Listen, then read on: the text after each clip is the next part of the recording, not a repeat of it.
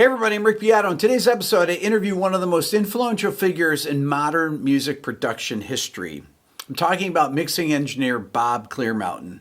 With a career spanning decades, Clearmountain has crafted the sound behind iconic songs for Bruce Springsteen, the Rolling Stones, David Bowie, Bryan Adams, and of course, Avalon by Roxy Music, setting the gold standard for audio mixing. Bob has invented techniques and sonic signatures that have not only shaped countless hits, but also inspired generations of audio engineers and producers like myself. I interviewed Bob at Apogee Studios in Santa Monica last week. Here's my interview.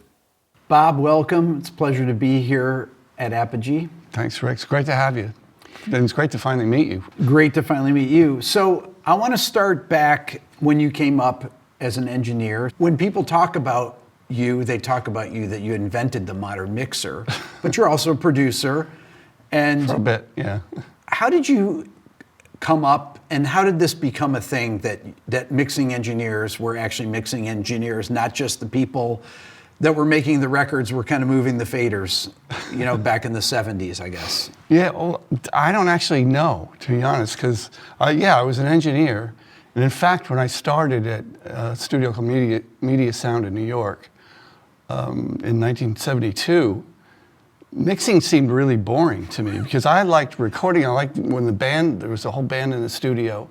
That was exciting to me, and that's kind of what I was interested in. You know, I used to listen to, the records I would listen to were like Leon Russell and like that kind of stuff. It was just sounded like it was fun to be there. Mm-hmm. I wanted to be there when that was going on. But then I gradually got into mixing, and I thought, well, this is kind of cool. I think I can do this. And then I had a couple of engineers at Media Sound say, whoa, you know, that's not bad, what you just did for that guy. I go, oh, you mean I could do this? Great. But I didn't really like it because in the old days with manual mixing, you had to really learn. Perform the mix. Yeah, it was like a routine, you know, and sometimes you had other people help you. Right. Because it was all done in real time. You do like a section at a time and then chop all these bits together and sit back and listen and go, no, that's not it. Now we got to do it again, you know? Yeah. And but then when good automation came along. Which is when? What was solid state logic really in like the late 70s, early 80s. It was really kind of buggy at first, but you'd learn how to get around the bugs because what you could do with it was so great. I could actually listen to the music while I was mixing. Like I didn't have to think about which move I had to get in the next section. What was the first stable console, SSL console with automation? It was an E-series, yeah. E-series, okay. Yeah, I mean, the first time I used one, it was a B-series out here in a studio in Burbank. And then Power Station, which I helped design and build actually, was about to get a console for the Studio C, and I said, we got to get one of these. This is great, and so we got the first E-series in the country actually. And then, but you mix in your own personal studio on a G-series. That's right. Yeah. Let's talk about the mixing process as far as how you start a mix. I want to talk about the engineering side too, but I want to talk about how do you start a mix? Well, a rough mix. I'll put up just a rough mix of everything, and I go through and solo each thing and try to, because usually it's something I haven't heard before. Right. So I try to identify. I think of the instruments and the vocals. This probably sounds a little corny, but I think of them as sort of like characters in a play or a movie or something. You know, I want to know what the contribution of each element is to this picture. You know, but while listening to the overall picture, I very often listen to the lyrics first. That's usually a really important part for me, because sometimes it will give you a feeling of what the artist was trying to get across. And the mix, I think of the mix as the environment of the record, and that's got to, well, usually, not always, but if it can, reflect that feeling of what the song is about, you know, what the narrative of the song is. You know, I mean, some songs are so simple that doesn't make any sense, but you know, when you work with Springsteen, people like that, the songs are pretty meaningful, you know, and most of the artists that I work with, luckily, they're good lyricists, and that helps me a lot. And but then just each, you know, the guitars, I'll usually start by panning the guitars and the keyboards and seeing, okay, what's going to balance out. There's usually if there's something happening on the left side, I want something kind of equally to happen on the right side. And the panning is really important for me. And the drums are usually come in the middle someplace. Okay, let's talk about drum panning. Do you do drummer's perspective or audience perspective? No, audience perspective, sorry. Audience perspective. Now, historically, British engineers would do drummer perspective and American engineers would do audience perspective. Well, is that kind of a... Makes sense, they drive on the wrong side of the road. So right. There you go. Okay, does the hi-hat go all the way over or does it go part of the way over? No, where does it go? 2 o'clock? Yeah, 2 o'clock. What about the ride cymbal? 10 o'clock. Okay. You know, kind of makes sense. Okay, and overhead's hard pan? Overhead's hard pan. Toms 2 and 10 as well. I don't like the toms jumping out of each speaker, right? That doesn't make sense to me. That's distracting to me, you know, and I like keeping them sort of in the center somewhat. Let's talk about bass drums. I'm gonna go through each instrument. It's the hardest instrument to record. Okay, so how does the bass drums of the 60s, for example, 60s records, late 60s records, maybe a two-headed drum, differ from the way that people started EQing drums in the late 70s and 80s? A lot of that is what else is going on. I mean, there was people used a lot less instruments. People were recording on 3 and 4 tracks back then. And maybe they do a few overdubs, but records wouldn't get nearly as dense. And so you could have a John Bonham bass drum that was like a 26-inch bass drum that he used to line with foil or something. I've heard all kinds of stories. And it was resonant. You know, it actually had some tone to it, you know? And it would work because there was room for it in the mix. But then as multi-track came along and people, this is just my own theory, by the way, I don't know, I'm no expert, but you are an expert. I don't think so. But as things got denser, I think bass drums got tighter. Okay. And not only that, but for me, I learned on R&B records. Yep. Media Sound was all about. We used to do Stevie Wonder and Benny King and all kinds of R&B records, and that was more a tight sounding bass drum because it worked better with a bass. You know, you wanted those two instruments to kind of meld together. I did a live album for Van Halen. Yep. And Alex Van Halen, I went through, he had a bunch of different mics that they had recorded. They had like I think a D12 and a 57. So I'm going for the more bottomy bass. And he came in and he said, no, it's the 57. And I said, but that doesn't mix with the bass. He goes, yeah, no, it should be as far away from the bass as possible. Such a different... Right, that was kind of his taste, That was his thing, but it really worked for those records. And so there's so many different ways of looking at it. Plus the fact that was more of a resonant sounding bass drum. And those, well, it was a live album, so it wasn't filled with instruments. It was mostly, Eddie and... Wolfgang, yeah, right. Yeah. I'd like to take a second to talk to you about this channel. Believe it or not, 57% of the people that watch here regularly are not subscribed. So I would encourage you to hit the subscribe button now. This will help me get even more of my dream guests in the future. Thank you. When you started back in the 70s, did you use bus compression back then? Was that always a thing? For the mix, yeah, we did. Okay. Actually, sure. If you don't have SSLs yet, what would you use pre-SSL? What would be a typical bus compressor? About 33609. Usually it was a Neve, we have in there. And would you use it as a limiter or as a compressor? As a compressor. As a compressor. Yeah, but not too much, 4 dB maybe at most. And linked together, of course. Now I use the SSL bus compressor, which I like. When you're compressing a mix, are you in the auto release and you're never auto release? I don't like anything with the word auto on it. All right. It's just a thing. Auto, well, what does that mean? What's it doing, No, I have a tack time of, 3 milliseconds, I guess, or something? A couple clicks. Yeah, whatever, couple clicks. Yeah. And a pretty fast release. Yeah. I like it to... For the punchiness of it. Like I don't want it sitting there. I want it to come back. Okay, and how many dB of gain reduction are you going to have? Depends. If it's a ballad, less than 3 or 4. If it's a hard rocking song? Yeah, get up to, 4? 8 sometimes. 8, okay. Sometimes. I mean, I'm not Chris Lord-Alge. Yeah. So it's not like balls to the wall compression.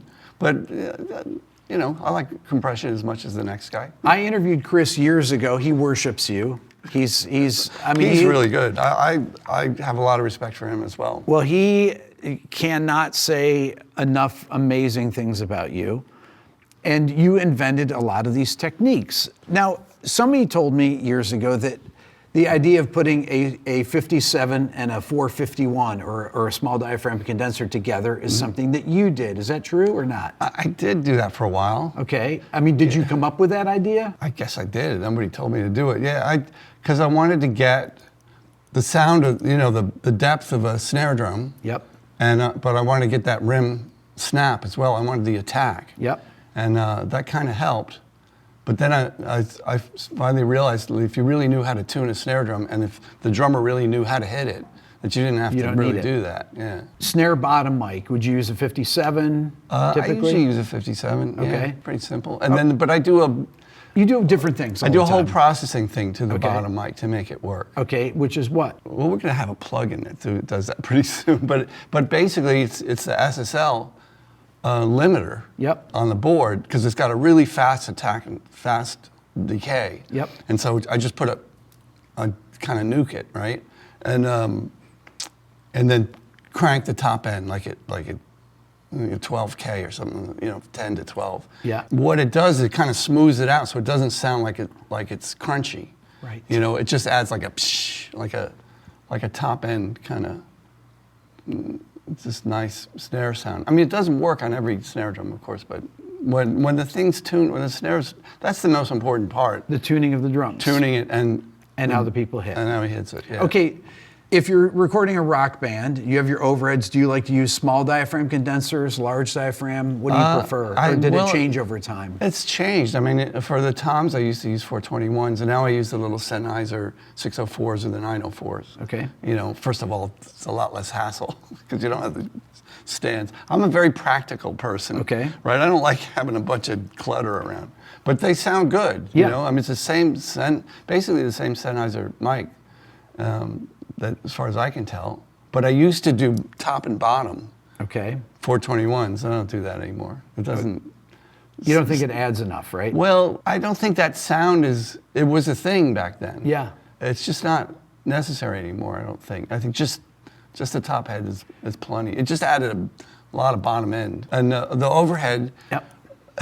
Funny story about that. Yeah, I used to use AKG 452s or 460s. Yep. 460s you can't really find them anymore. But then one day I came in here, and some of the Apogee people, one of the Apogee guys, I think he was one of the video guys, was recording his band. You know, we always let them use the studio if they were kind to the gear. And they had this SP12 Royer, stereo ribbon Royer overhead, right? Yeah. I said, what are you doing with that? I said, no, you might like this. Check it out. The guy was all timid and, you know, he was shy and he was like afraid he was going to offend me or something, I guess. I go, yeah, okay. And I heard it. I was like, that sounds fantastic. I've been using that ever since. But historically, you would use like a 452 or 460. Yeah, something bright. I use them on bright. Yeah, I use them on hi-hat and ride cymbal now. And would you have the mics facing away from each other slightly, capture more of the more of the sound, and then I always try to get them like directly over the cymbals, because like a lot of times if the mic is off from the cymbal, you'll get this phasing sound. Yeah, because of the cymbal moving. If the guy, especially if the guys are not tightening their cymbals down enough. Yeah, and it's like I don't really like that much. Yeah, sound. I try to get. That's why the SP12 I don't get any of that. It's just a very wide, natural picture of it's a little dull because it's a ribbon, so I kind of crank the top end on it. Yeah. And you'll do that when you're tracking. Yeah. Bass drum mics, historically, what would you like for an in mic and out mic? Well, let me see, for like a ballad sort of thing, and it depends on the bass drum, of course, but I always liked the AKG D12, which unfortunately mine is broken, so I haven't been able to use it. Would that be the kick out or the kick in? But now I use this B52. Beta 52, sure. yeah. That's just always seems to work. What about kick out? Would you use? I don't do that much. I mean, I don't know, whatever. I let the assistant pick that one. Because, I don't know, I don't think it makes that much difference. I mean, as far as the SSL, one of the great things about the SSL is you have gates, expanders, you have the EQ on each channel. That was a big thing back then. Really, that was right. so That was great. a game changer. Well, that was the thing for me. The first time I used one, I used the B series. I was like, wow, there's dynamics on every channel because nobody else had that. This is great because there's so much I can do without having to attach a bunch of extra gear in. Yeah. You know, and it sounded good. The console sounded good. Now, I've seen that you have chambers at your studio, your Mix This studio. Do you ever use those anymore? I use them all the time. Well, to be honest, it's right under the kitchen. And then we redid the kitchen, we renovated the kitchen. And so I couldn't use it for a couple of months. And so we did impulse responses. So now I use it. And the impulse responses are basically virtually the same. Yeah. And now I use them. In fact, they're in Altiverb and they're in Clearmountain's domain and Clearmountain spaces. They're in our plugins. You were one of the first guys to figure out how to use samples with drums. Did you turn around the drum and record the snare backwards so that you would be able to line up the snare? How would you line up the snare back then? Idea. Well, I would trigger the sample off the record head. Well, you're playing it back off the repro head. Do it off the record head. The record head's ahead of the repro head, so I'd trigger that and then delay it so it was in sync. Yeah. And there was this gadget called the Russian Dragon where you could put the original snare in on one channel and the sample in the other, and then you could line them up. And the beauty of a sample is that if you could use ambience with it and you don't have any hi-hat spill with it and things like that. Well, that's right? one of the things, yeah. That's one of the main things. Yeah, in fact, sometimes on, let's say somebody like Max Weinberg, who's an amazing drummer and a good friend, I just love the way he plays. But sometimes choruses, he'll just bash the hell out of the hi-hat. Yeah. Right? And so I'll actually sample one of the same snares in the same song from where he's not bashing the hi-hat, and then use that in where he is bashing. So you take out all the cymbal wash out of the reverbs and stuff, right? Yeah, it cleans it up and it makes it so that, and then the hi-hats keep it separate. Your mixes are so fat, so punchy, so clear. What are things that you do to really make sure that the thing is punchy and you have this pristine, top end to it? Well, I mean, I do a lot of riding. Yeah, that's what's nice about the SSL. SSL automation is still better than anything available since ever, and it's so easy to use, and you don't have to think about it. And I just grab stuff and I just ride stuff. And then I can always redo it if I mess up. I can go back and, oh, that wasn't so great, let me do it again. And so I do ride the drums. The way I group the drums is I group the toms and overheads on one group and then everything else on another group. And so I can kind of ride the snare and bass drum and then ride the fills like that. And so I do that a lot. Write the right EQ, of course, brighten things up a bit. And so much of it is how it relates to the rest of the record. Right. I'm always listening to everything. I'm listening to the vocal, I'm listening to the guitars, the keyboards, and sometimes, you'll hear a lot of mixers say the same thing. This is not unique, that you just get things out of the way of things that you're trying to feature. Like if the bass sounds muddy, well, start with the other instruments. You might have a keyboard that's got a lot of extra bottom in it, or a guitar or something. All right, try cleaning that up a bit, and then listen to the bass. Yeah, and you go and high pass those things. Yeah, right. Now, And then you might not miss it so much on a keyboard or a guitar, and all of a sudden those instruments sound better, and your bass sounds better as well. Do you feel that the kind of where the bass lays has changed over the decades, or will change? Like, for example, rock records, maybe in the 70s, the kick drum wouldn't be necessarily as prominent, and it would just kind of accent, and the bass would be the low end of it. But then later on, bass drum became more important, or maybe the relationship had changed? I think so. I mean, I noticed records from the last 10 or 20 years, the bass drums are like really loud. Right. Sometimes I just think, what the hell? What's going on? Maybe people have been going to concerts. You go to concerts, rock concerts, and I've been to ones where the bass drum is the loudest thing. Lead bass drum. It's like really bright, loud, huge bass drum. It's like, wow, where's the rest of the band? And records kind of a lot of records are like that, and sometimes it works. Yeah. A lot of times it doesn't work for me, because to me there's a groove that happens between all the drums, between the cymbals and especially the bass drum and snare drum and hi-hat, and if one of those elements is too loud, it fucks with the groove. Yeah. And it doesn't feel right. Do you use meters and to check levels of things like that? No, I'm just listening. Just listen. No, I mean, before I print it, I'll check the stereo. I don't want anything to go over, especially nowadays with Atmos. They reject anything that's like a quarter of a dB too loud. One of the things about SSLs too is that you would have subgroups, and you can send your drums to a subgroup, your bass, your guitars, and things like that. Yeah, I really do. I use VCA groups. VCA groups. I'm Right. sorry. Yeah, that's what I meant. Right. Okay. So these VCA groups, you'll send your separate sets of instruments to those things, and typically, what would they be?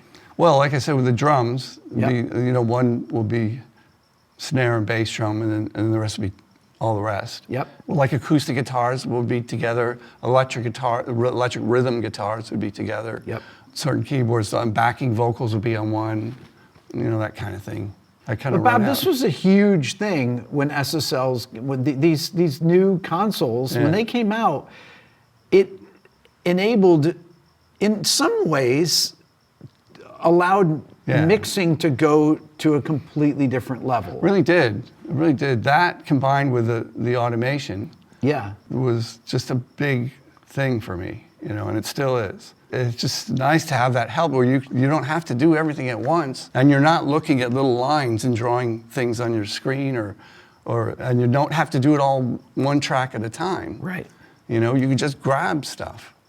Because I'm very kind of spontaneous. I don't like to think about stuff too much. I hear it and I just want to reach for it. I don't want to go through any kind of opening plugins or something like that. Is there anything that you kind of would do, like high passing certain instruments that you'll say, like if it's a lead guitar, you'll always high pass the lead guitar because there's always low end rumble in it. Is there any general things that you might do vocals, like that? I usually high pass vocals. Okay. Because there'll be something and there'll be like pops or something or rumble or breath noises, I mean, sometimes you have to go in. That's the nice thing about DAWs is you can actually get rid of some of that stuff surgically, Yeah. But just generally, I'll high pass backing vocals for sure, because you always hear people making noise, especially with compression, because you usually compress them, and that's going to bring up all that stuff. Yeah, brings up the noise floor. Right. And acoustic guitars, I usually kind of roll off bottom and I'll push some mid-range on an acoustic guitar. Where would you roll off an acoustic guitar? I don't think You just do it about by the ear. numbers very well. Right? I just turn the thing until it sounds right. So, 150 cycles or 200 cycles maybe. Depends, of course. Okay, what if you have a guitar and vocal and it's a very sparse track? You can let the guitar have as much room as it wants, right? Yeah. All dependent. Absolutely. Well, very often, if sometimes a song will start with just vocal and acoustic guitar, Yep. and then I won't click in the filter until it gets until the bass comes in.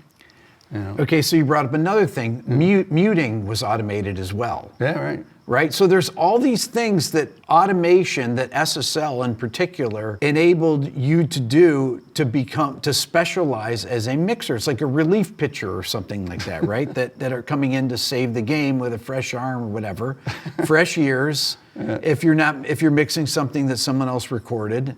Yeah. And the automated muting, you can bring EQs in and out, you can bring compression in and out, you can gate things. Mm-hmm. Yeah, well, unfortunately, in the old G series, you can't bring compression in and out. Compression in and out, that's right. Yeah, I do that in the box. I mean, there's a lot of stuff I do in the box, for sure. Tuning vocals. I mean, none of the artists I work with ever sing out of tune, so I don't. But if I ever had to, I could do it in the box, for sure. There's this thing called Melodyne. Yeah. You did Let's Dance, David Bowie. That's right. We were talking about that earlier. And there's a story that goes along with the delay in the song. Now Rodgers played the guitar on that. Right. Tell that story. Okay. Yeah, well, so we record this song, this wonderful song, Let's Dance, and Niall is playing dun, dun, dun, boom, boom, boom, boom, but dun, dun, dun. That's all he's playing. It's just those three sort of strums. And he says to me, "Hey, Clearmountain, put a slap or something on that. It's a little boring when I'm playing. Can you just put something on it?" So back then we were using tape delay. I had these B67 Studers over in the corner of the room, and I said, "Yeah, okay." And I had it already set up for other things, and I had like a ping pong delay, so it was bouncing back and forth between the left and right. But I had the returns like cranked for some reason, I don't know why. And I put the thing on, and it was just like, dun, dun, dun, dun, dun, dun, dun, and I was like, oh, fuck, you know, and I hadn't timed it or anything. Usually I set the vari speed to get it in time. And so I jumped up to reach for the fader. I said, no, let me just fix that. And David and Niall immediately jumped up, and they said, no, that's perfect, just leave it just like that. They just flipped, you know, and it's so funny because I've heard Niall tells this story. I have too. The way he tells it is that yeah, what I was playing was really boring. Then Clearmountain came up with this amazing thing for my guitar. You know, I'm like, wait a minute. Thank you, Niall, but it was kind of a mistake. It was an accident. Bob, how long does it typically take you to do a mix? What's a fast mix? Well, it depends. Couple hours, 3 hours maybe. Mm-hmm. I've done some, you know, some of my favorite things. There was It's My Life, I think, by Bon Jovi. Mm-hmm. You know, they brought that in, and by the time they got to the studio, I said, oh, you want to hear it? And it was like 2 hours, I think. And they said, yeah, fucking great. And boy, the last guy spent 2 days on that. Okay. And there's some other ones. Do you know the Amy Mann album, Whatever? Do you know that record? Yes. Well, I think it's the opening track. It was the first single off the thing called I Should Have Known. And this was just a massive mess, right? In fact, John Bryan, who produced it, and Amy, while it was being set up, they went out to eat or something, and I fell asleep on the couch like I often do.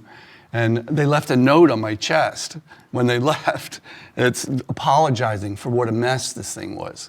You know, it said, it's gonna take you a while to weed through this thing. It's like, we just put so much crap on this. And I pushed up the faders. I went, this is amazing. And I used everything.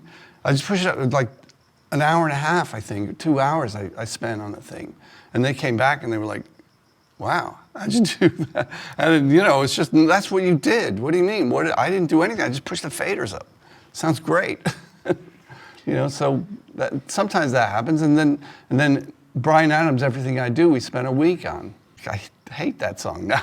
I just got so sick of it. When you hear a song like that, do you kind of get the same feelings that you got back in 1991 when it came out, or whatever year it came out? I kind of cringe in a way, but at the same time, it was such an amazingly successful record. It was one of the longest #1 in the UK, I think. I mean, it's like 16 weeks. Yeah, insane. Yeah, and not only that, but what was interesting about it is that he had spent over $1 million on the record, you know, because I started producing it. Steve Lillywhite did it for a while, and then Mutt took over. He recouped the album cost before the album came out, just off the single. Just off the single.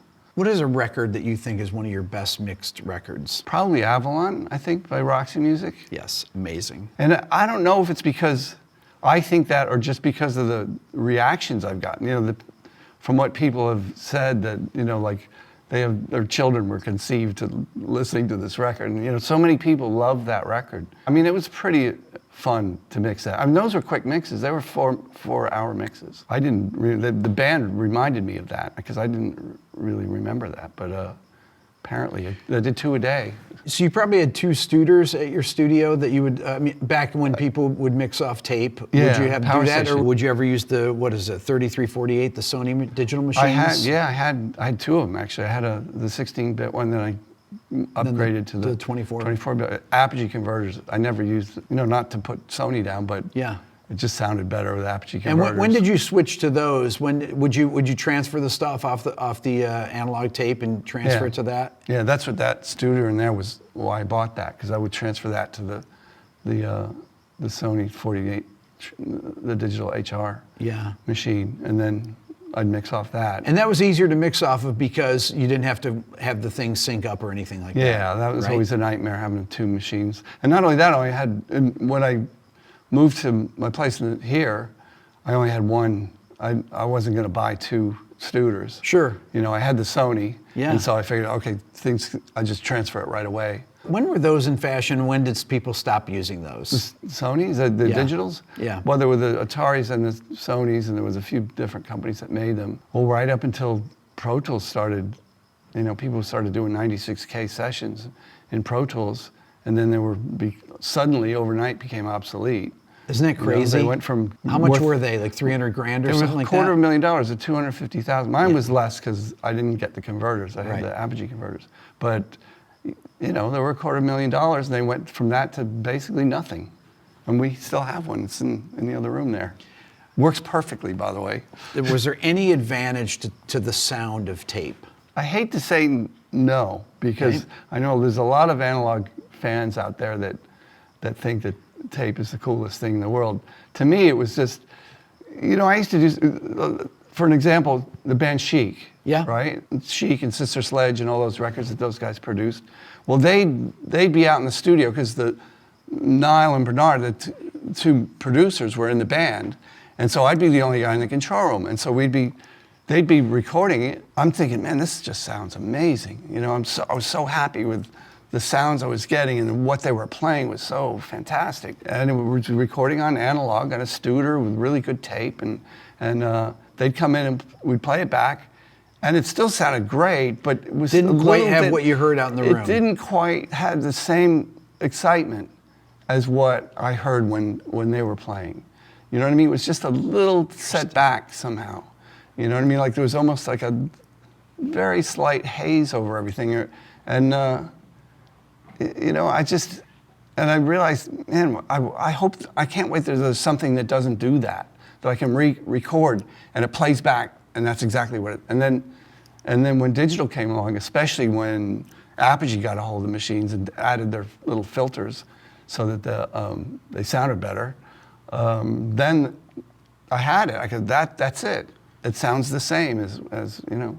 So when did you move to mixing completely, you know, using computer as a playback through your Apogee converters? What year was that that you abandoned tape completely? Oh, geez. Mid-90s or so? It must have been the kind of late 90s.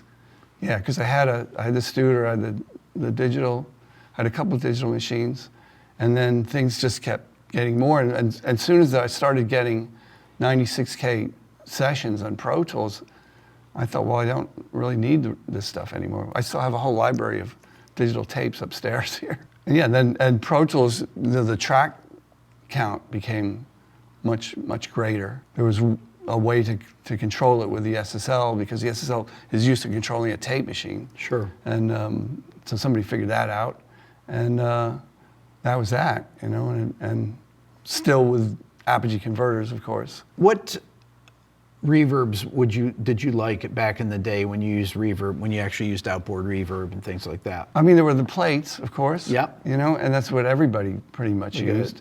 And there were a couple things, we'd use it like a spring once in a while. Mm-hmm. There were a couple different things. And then the digital reverbs came along. Yamaha had some really nice ones. Pro R3, I think it was called. And, you know, I have these SPX 990s, and, you know, I could rattle off a bunch of model numbers that people have long forgotten about.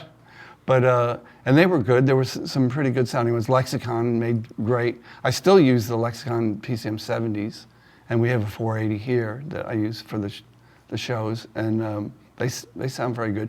What was funny was when the 224 first came out, yeah. I think it was like 12-bit or something. It didn't sound very good. And I remember they brought one around, Lexicon brought one around to Power Station and showing it off, saying, this is the future. This is the future of reverb. I mean, check this out. This is so amazing. This can sound better than any reverb that you have. Oh, yeah, okay, well, let's put it up. And we put it up against our live stairway chamber, which is a 75-foot stairway, which is one of the most beautiful sounding reverbs you've ever heard. Right. And when we compared the poor Lexicon guys, I mean, their faces just turned red. Yeah, maybe. The 480L was 16-bit, wasn't it? Was it 16-bit? Maybe. I think it was 16-bit. It was the original 480. It was that yellow remote. Yeah. I think it was before the 480L. It was the very first one. And the 480L, I think, they improved it. I think it went maybe from 12-bit. I'm probably got that wrong, so somebody's going to correct. Somebody's going to say, Clearmountain's full of crap, man. What's he talking about? This is ancient gear at this point. Yeah, Bob. but then they definitely got better because the more. I still use that PCM 70. I like it. What do you use it on? Well, that's another good funny story. Is I was mixing a band that Tony Berg produced called Altered State, and they were a really good rock band. And there was a piano track, and I pushed it up, and I said to the guitar player, I said, "Wow, what is that? Is that like MIDI with some kind of synthesizer?" He goes, "No, man, that's the PCM 70." I went, "What?" And so I had him put the settings in my PCM 70, and I'm still using it. It's this concert. I think it's version 2 of the software. Okay. It's the concert program, concert hall, and it's just got this little chorusing on it, that you can adjust and you can. The chorus reverb. Yeah, it's a chorus reverb, and it's just beautiful on a piano, and I'm still using it. If I said to you, name me records that you didn't work on, like historic records, whatever, that are great sounding, that you think that you put on to this day, like older recordings. What's something that is that you think is just an incredibly well recorded and mixed record? The Wall, Pink Floyd, for sure. There's some Beatle records. I think this is kind of an odd one, but Savoy Truffle, that song?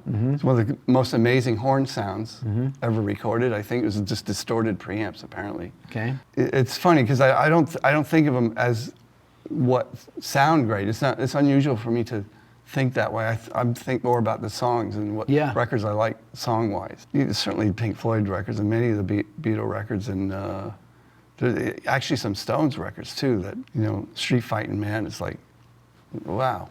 Sounds amazing. It sounds amazing. Yeah, it's huge, and so the whole Beggar's Banquet album I just think is incredible. And it's funny because I really like the first Crowded House album because I did the ones after that, and so I became a big fan of theirs from that record. And I thought, Don't Dream It's Over. It's just a beautiful sounding record, But there are many more that I just love that I can't think of at the moment.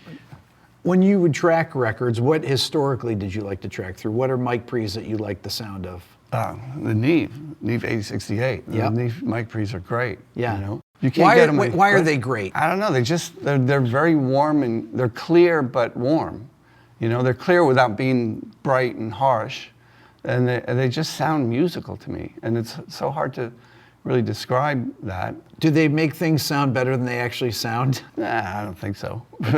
But they sound good. Dave Grohl did a whole movie about a recording console, and a lot of people kind of gave it credit for their careers, which I thought, wait a minute.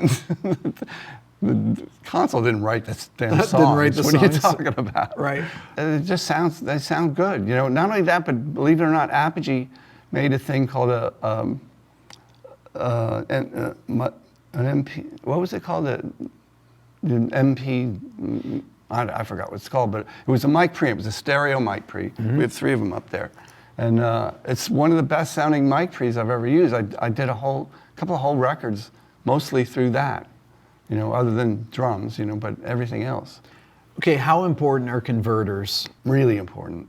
Okay, why? I don't know why. They just, I just know that I can tell if I'm mixing something that wasn't recorded through Apogee converters. It's not so much just single channels or stereo, but when you get like 80 of them, I mean, I have 80 D to A's in my studio, so it just, that's when you really start to hear it, when you get a whole bunch of them. And I mean, I'm mixing on an analog console, so it makes a lot of difference to me. Sure. It's just warmer sounding, it's more musical, clearer, and it sounds closer. It just sounds kind of closer, Do you print into Pro Tools onto a stereo track, or do you print on a different machine? I have 2 Pro Tools rigs. Okay. I have a multi-track rig. Yep. And a 24, I think it's 24 channel print rig. Because nowadays I'm printing stereo and Atmos at the same time. And so it's 12 channels, it's like 14 channels each pass. Not only that, but I get a lot of stuff comes in at 44.1, at 48, 96, who knows what. Everything goes out at 96 because I don't have to, my console is my sample rate converter. And it just keeps everything separate, and so it's easier for me to think about that. Now I see a lot of Genelec monitors around here. What do you use in your studio? Do you use NS10 still, or do you have a bunch of different speakers? I actually use Genelecs for the stereo, and that's usually where I'm doing most of my EQing. And I start with a stereo mix before I get into any spatial audio stuff. And they're called 83. I forgot what they're called. Something. They're these little gray ones. Okay. Do you have a subwoofer? They're not the top of the line ones. Do you have a subwoofer you use or not? For them. Okay. No, but then I have Dyne Audios, and I have a subwoofer for that for the Atmos. But then I'll switch to them for stereo too. I'll switch back and forth. What's the ultimate test? Do you go to the car? I don't know. I used to have a television that had an old Sharp normal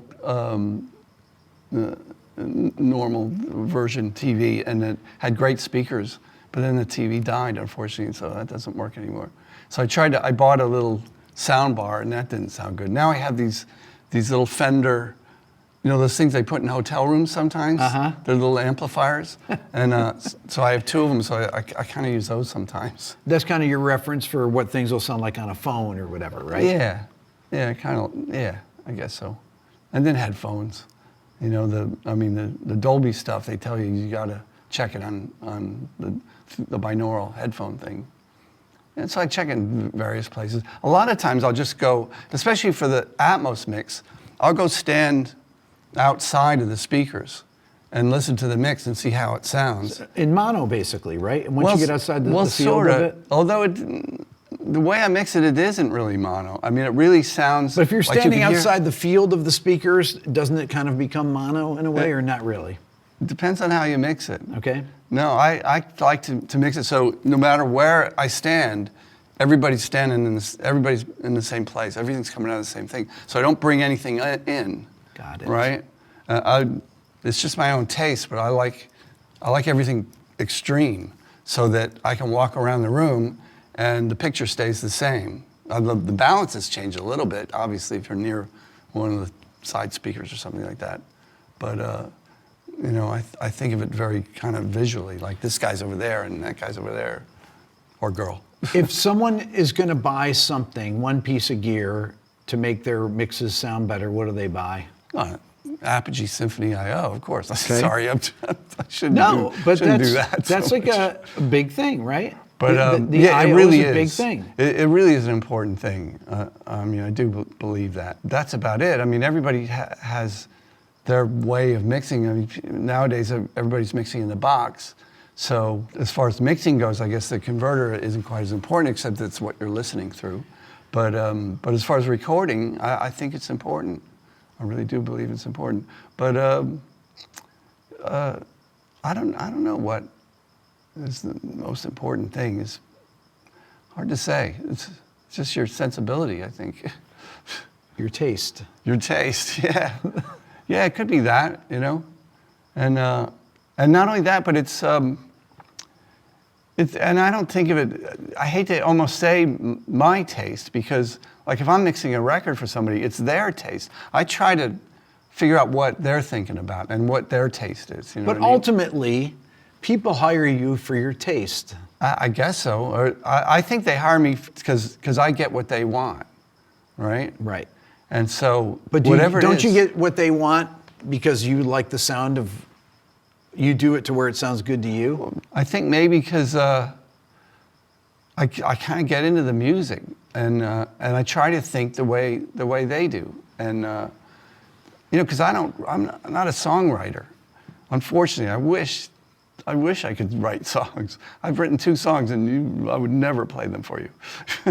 And but I enjoy listening to other people's music, and I kind of get myself involved in it. I think that's what you have to do if you're a mixer. And of course you can have plenty of ideas what you think it should sound like, which is great if that's what the artist thinks and that's what the producer thinks. If it's not, then you just forget about that. And okay, an amazing thing happened to me years ago, and I love to tell this story, but I just finished mixing Avalon, the Roxy music record, and you know, it's this big, lush, beautiful record. In fact, at the time when I mixed it, I thought, I wish I had more speakers because there's so much stuff. I wish it was all around me. And so my next project was a punk band called the Divinals from Australia. Oh yeah, remember them? They were great. Great band. They're a really good band. And so I had this in my head, right? So, you know, I'm like Mr. Big Time Mixer. And so I'm kind of mixing it, you know, all lush. And the two people, Chrissy and, God, I just ran into the guitar player the other day. They're looking at me and they're obviously not happy. And so finally they pulled me aside after the second mix and they said, look, you got the wrong idea of who we are. You know, we're not Roxy Music. We're not this big, lush band. We're like this little spiky ball. We're really gnarly and gritty and not wide and really irritating, you know. You know, I was into punk rock. All through the 70s, I was into punk rock. You know, I was at CB's every weekend. And I thought, how could I miss this? I went back and listened. I go, how the fuck did I miss that? What's wrong with me? And these two kids from Australia just totally put me in my place. And it was one of the best things that ever happened to me. So I said, man, you just got to start each project and listen to what it is. And you know, adjust your brain so that it matches, you know? And then once I just, let's start over, and I got it. They were happy. Well, Bob, I've asked more questions in this interview than I've asked in probably 100 interviews combined. And people that watch this are going to say, what's wrong with Rick? Because he's just peppering Bob with all these things, because I've wanted to ask you all these questions for so long, and everything that pops into my brain about Bob Clearmountain, when I think of you and I think of all the amazing sounding records you've been a part of, I'm probably going to have 100 other things I think of once I walk out of here. Okay. But thank you so much for spending the time Sure. here, and this is a lovely place here. Thank you. At Apogee. I'm quite proud of our little clubhouse here. And thank you so much for making the time. Thanks. I wanted to talk to you for ages, you know, and this is quite fun. Cool. You asked great questions. Thank you. Things that maybe I hadn't really thought about too much. Cool. Thanks. All right. I'd like to once again thank Bob for being my guest today. Remember to hit the subscribe button, leave me a comment, hit the thumbs up, and thanks so much for watching.